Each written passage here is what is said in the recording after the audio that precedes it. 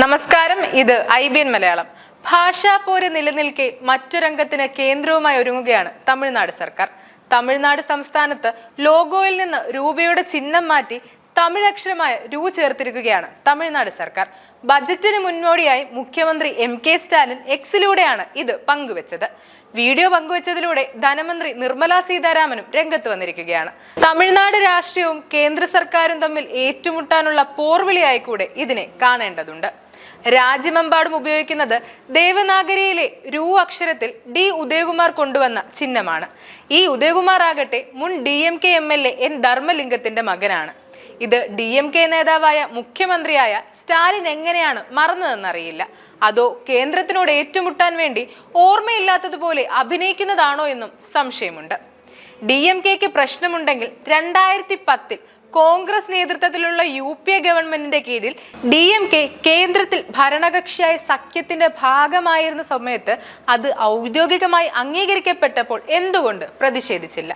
രൂപയുടെ ചിഹ്നം അന്തർദേശീയമായി നന്നായി അംഗീകരിക്കപ്പെടുകയും ആഗോള സാമ്പത്തിക ഇടപാടുകളിൽ ഇന്ത്യയുടെ പ്രത്യക്ഷമായ ഐഡന്റിറ്റിയായി പ്രവർത്തിക്കുകയും ചെയ്യുന്നു.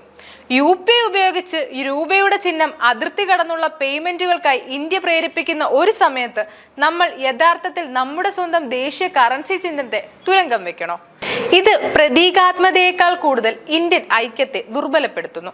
പ്രാദേശിക അഭിമാനത്തിന്റെ മറവിൽ വിഘടനവാദ വികാരങ്ങൾ പ്രോത്സാഹിപ്പിക്കുകയും ചെയ്യുന്നു. ഇത് അപകടകരമായ മാനസികാവസ്ഥയെ സൂചിപ്പിക്കുകയാണ്. ഭാഷയുടെയും പ്രാദേശികതയുടെയും തികച്ചും ഒഴിവാക്കുന്ന ഉദാഹരണം കൂടിയാണിത്. പിന്നെ പ്രിയപ്പെട്ട സ്റ്റാലിനോട് നിങ്ങൾക്ക് തമിഴിനോട് അത്ര പ്രണയമാണെങ്കിൽ ആദ്യം നിങ്ങളുടെ സ്റ്റാലിൻ എന്ന വിദേശ പേര് മാറ്റുക. തമിഴ് സ്നേഹത്തിന്റെ മനോഹരമായ തുടക്കമാവും അത്.